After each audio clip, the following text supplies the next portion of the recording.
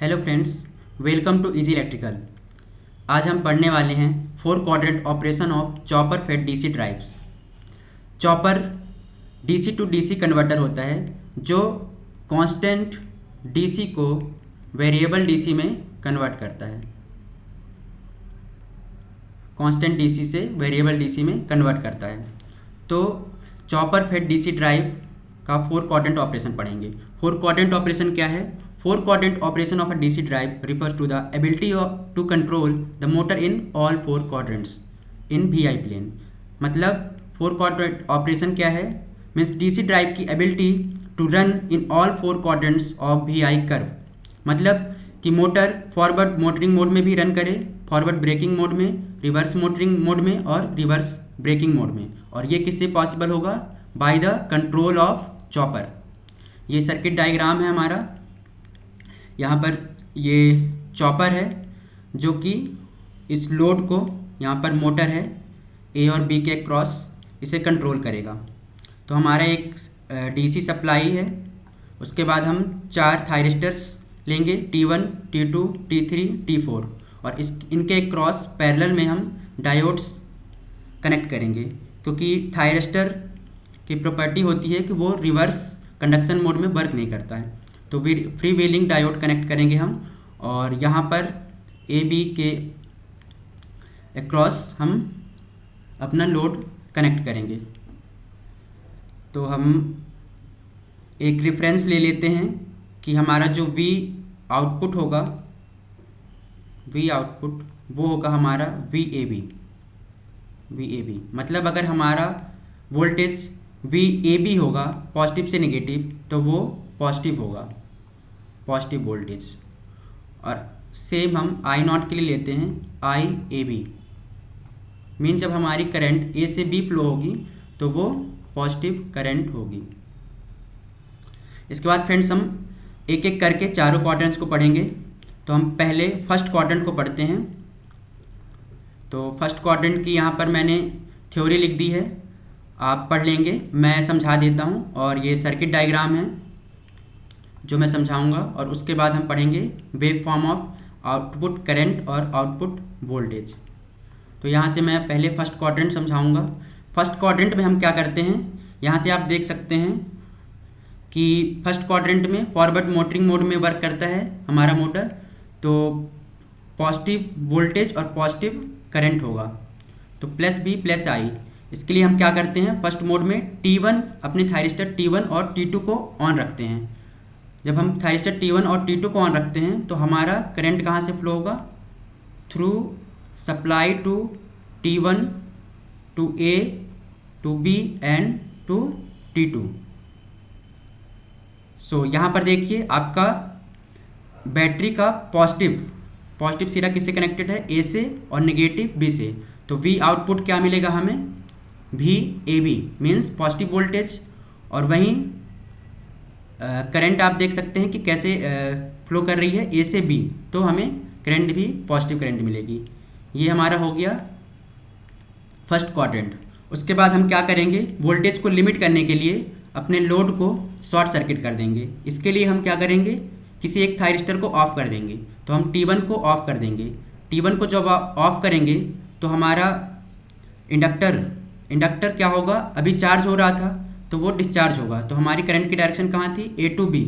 तो जब inductor discharge होगा तो उसे ये T2 पाथ मिलेगा, और यहाँ से देखेंगे D4 इस करंट को पाथ प्रोवाइड करेगा। तो ये करंट ऐसे फ्री व्हील करने लगेगा, इसलिए हम इसे फ्री व्हील मोड भी कहते हैं। तो फर्स्ट क्वाड्रेंट में 2 तरीके से करंट फ्लो करेगा, जैसे कि मैंने समझाया। पहले जब हमारा T1 और T2 ऑन रहेगा तो हमारा करंट ऐसे फ्लो करेगा। उसके बाद जब हमारा T1 और T2 ऑन रहेगा, उसके बाद हम क्या करेंगे, T1 को ऑफ कर देंगे और T2 को ऑन रहने देंगे।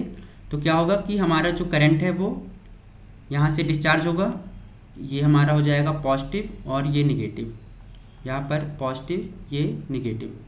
इंडक्टर की प्रॉपर्टी होती है कि वो अपना डायरेक्शन पोलैरिटी रिवर्स कर लेता है when it changes from charging to discharging. तो यहाँ पर क्या वर्क कर रहे हैं, कौन से एलिमेंट्स T2 और D4। आई होप कि आपको समझ में आ गया होगा। यहाँ पर भी जब फ्री व्हीलिंग मोड है तो यहाँ पर भी पॉजिटिव वोल्टेज है VAB।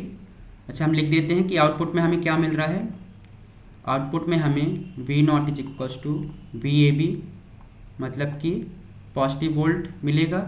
उसके बाद I0 भी is equals to IAB, negative positive current मिलेगा, पॉजिटिव करंट मिलेगा। अब ग्राफ के थ्रू हम दोनों के वेव फॉर्म्स देखेंगे।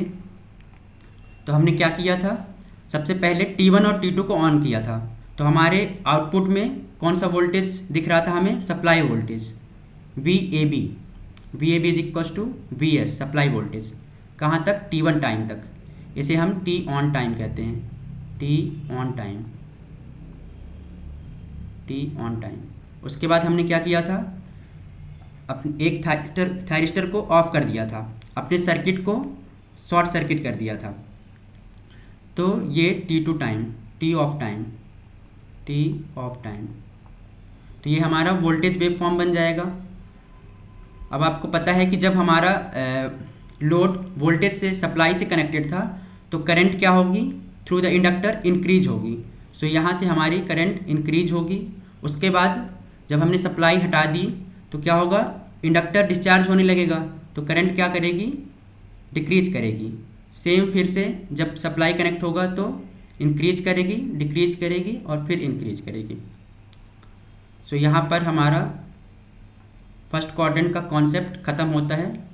इसके बाद मैं सेकेंड क्वाड्रेंट पढ़ाऊँगा, उसके लिए मैं ये इरेज करूँगा और उसके बाद सेकेंड क्वाड्रेंट पढ़ाऊँगा।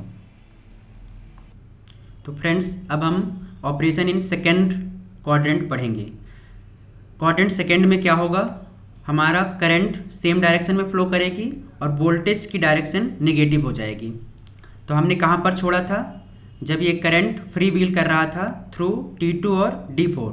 तो यहीं से हम सेकेंड क्वाड्रेंट में स्टार्ट करते हैं कि पहले हमारा करंट T2 और सेकेंड क्वाड्रेंट में हम T2 और D4 को ऑन रखते हैं। तो हमारा करंट ऐसे फ्लो करता है फ्री व्हीलिंग मोड में T2 और D4 से।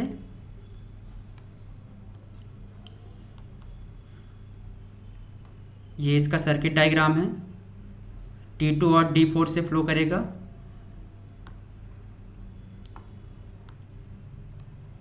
ये ऐसे फ्लो करेगा।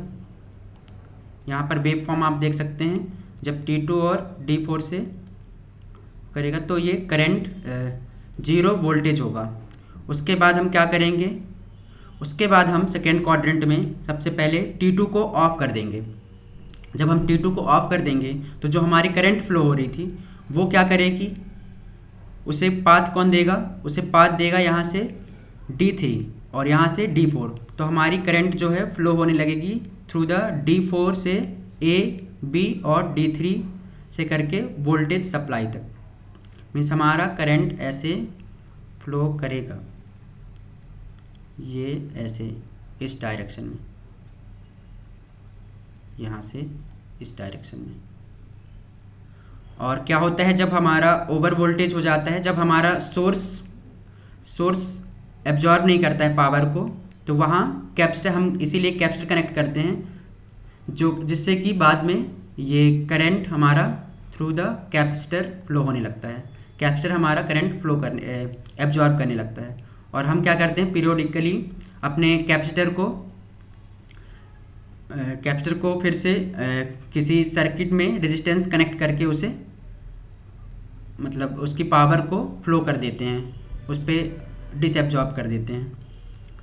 तो यहाँ पर डायग्राम देख सकते हैं आप कि पहले फ्री व्हीलिंग मोड था, उसके बाद हमने क्या किया, T2 डायोड को ऑफ कर दिया।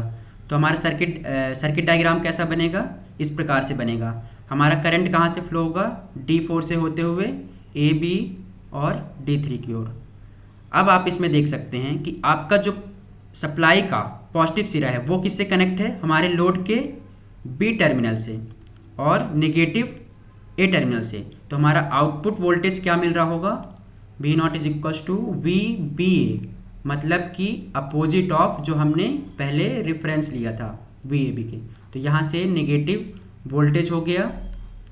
उसके बाद आई नॉट करंट देखिए, आउटपुट हो जाएगा हमारा आई ए बी। करंट की डायरेक्शन तो अभी भी वैसी ही है, ए से बी, तो आई ए बी, तो ये क्या हो गई, पॉजिटिव डायरेक्शन में। तो अब वेव फॉर्म समझते हैं कि पहले फ्री व्हीलिंग मोड था, तो क्या होगा कि इस टी ऑफ टाइम में, ये हमारा टी ऑफ टाइम है, टी ऑफ टाइम में 0 वोल्टेज है। उसके बाद T2 जब हमने ऑफ कर दिया तो ये इसके अक्रॉस नेगेटिव वोल्टेज शो होगा -Vs, तो -Vs। उसके बाद फिर से फ्री व्हीलिंग मोड और ये हमारा फिर -Vs। तो करंट की वेव फॉर्म को समझेंगे IA, मतलब आउटपुट वेव फॉर्म को समझेंगे जब हमारा सेकेंड क्वाड्रेंट्स में फ्रेंड्स हम अपने EMF ऑफ मोटर को रिवर्स डायरेक्शन में एज्यूम करते हैं, मीन्स यहाँ पॉजिटिव और यहाँ नेगेटिव। तो फ्री व्हीलिंग मोड में ये रीजनरेटिव मोड में वर्क करता है, मीन्स ये करंट फ्लो कराता है। तो क्या होगा कि फ्री व्हीलिंग मोड में करंट इंक्रीज करेगी, उसके बाद जब हम इसे सोर्स से कनेक्ट कर देंगे तो ये डिक्रीज करेगी। इसे ही हम क्या बोलते हैं, रीजनरेटिव मोड। जब हमारा पावर लोड से सोर्स की ओर फ्लो हो रहा हो, when we are taking power from the load, this is called regenerative mode। तो सेकेंड क्वाड्रेंट क्या होता है, रीजनरेटिव मोड। तो ये हमारा, उसके बाद आप सोर्स करंट देख सकते हैं कि सोर्स करंट क्या होगा। तो जब फ्री व्हीलिंग मोड में हमारा सर्किट सप्लाई से अलग था, तो क्या होगा कि हमारे पास जो आउटपुट करंट सप्लाई करंट होगी वो 0 होगी पहले।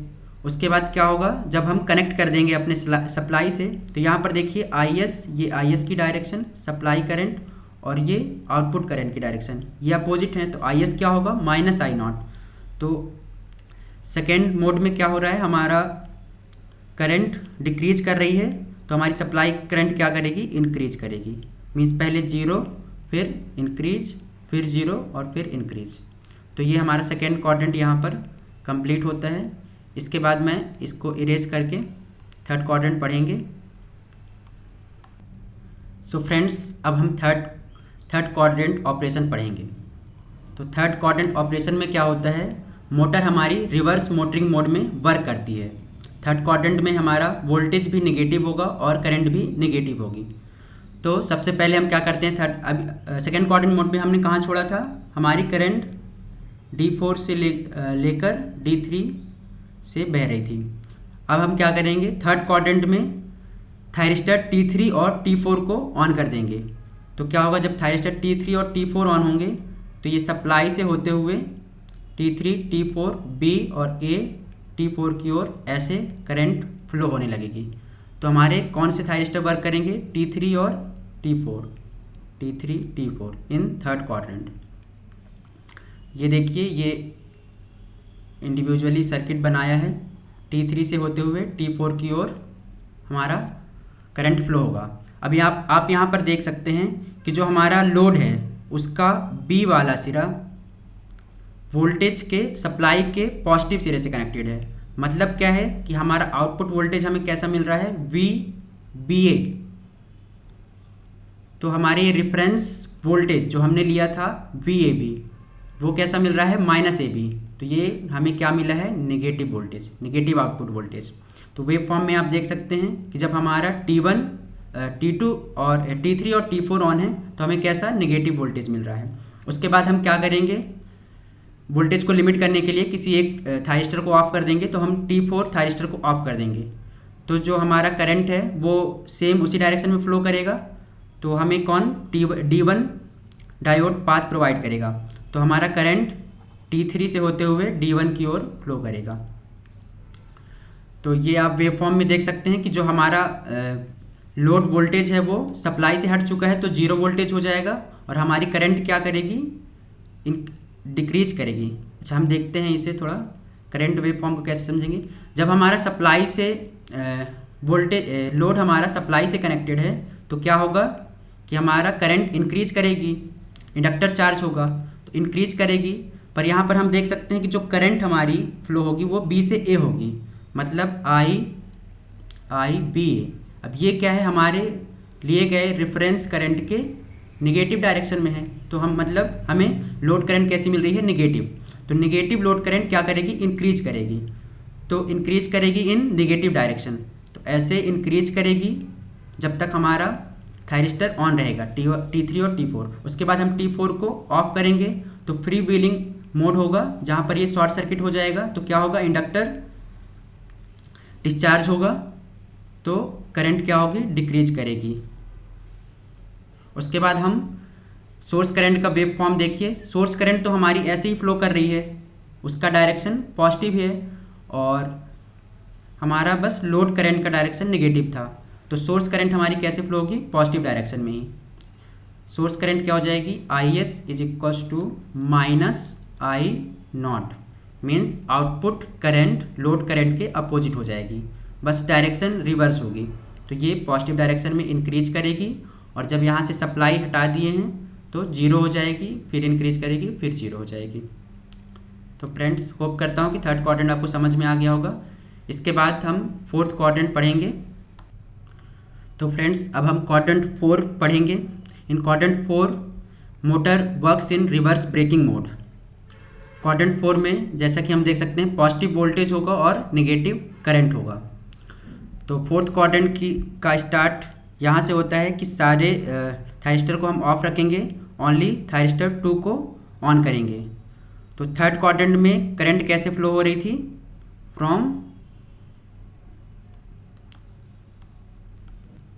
करंट फ्लो हो रही थी B to A। In third quadrant हमारी करंट B से A की ओर फ्लो हो रही थी। तो हम अपने फोर्थ क्वाड्रेंट में T4 को ऑन करेंगे। जब हम T4 को ऑन करेंगे और T3 को ऑफ कर देंगे, तो हमारी जो करंट है वो फ्री व्हील करने लगेगी from T4 to D2 by D2 current flow करेगी। सर्किट डायग्राम से देखते हैं, हमारी करंट फ्लो करेगी इस प्रकार से। सो फ्रेंड्स, हम फोर्थ क्वाड्रेंट में सिर्फ T4 को ऑन रखेंगे, तो हमारी जो करंट थी जो थर्ड क्वाड्रेंट में B टू A फ्लो कर रही थी, वो ऐसे फ्री व्हील करेगी थ्रू T4 एंड D2। देख सकते हैं आप, ये इंडक्टर डिस्चार्ज करेगा और हमारे EMF की पॉजिटिव वैल्यू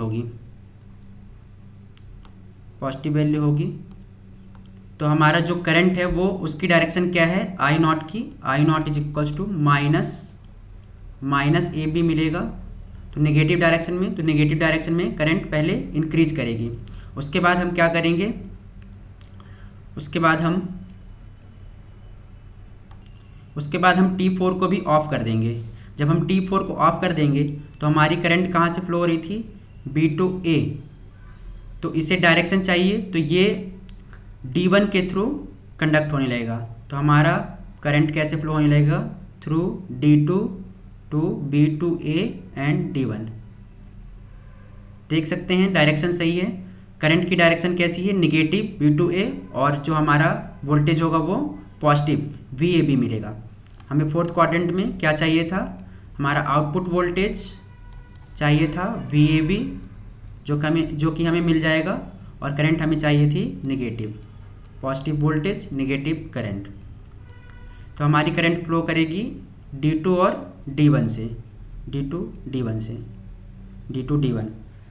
तो क्या होगा कि जब सोर्स कनेक्ट हो जाएगा तो हमारी करंट डिक्रीज करेगी। फ्री व्हील के टाइम जब हमारा ये कहलाता है रीजनरेटिव मोड,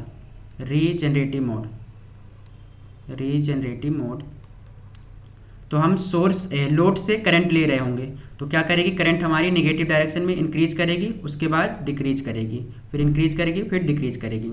सेम आप सोर्स करंट देख सकते हैं। सोर्स करंट क्या है कि पहले हमने इसे फ्री व्हील किया था, शॉर्ट सर्किट किया था अपने लोड को, तो सोर्स करंट 0 थी। तो पहले सोर्स करंट 0 थी इस टाइम पर। उसके बाद क्या होगा कि हमारी करंट कहाँ से फ्लो कर रही है, करंट हमारी I0 ऐसे है, I0 इस डायरेक्शन में है, और I supply current positive direction में है। तो क्या होगा कि जो हमारी करंट होगी I S is equal to क्या हो जाएगी, I S supply is equal to हो जाएगी minus I naught, positive direction में होगी तो इंक्रीज करेगी नहीं। ये ग्राफ थोड़ा बुक में गलत दिया हुआ है, लेकिन जो हमारी सोर्स करंट है वो अपोजिट टू लोड करंट है, क्योंकि हमारी लोड करंट कैसे फ्लो हो रही है, बी टू ए, और सोर्स करंट ये पॉजिटिव डायरेक्शन में। तो जो हमें सोर्स करंट मिलेगी वो डिक्रीजिंग मिलेगी बट पॉजिटिव डायरेक्शन में। तो हमें सोर्स करंट मिलेगी कुछ इस प्रकार से, ऐसे, फिर ऐसे और फिर ऐसे।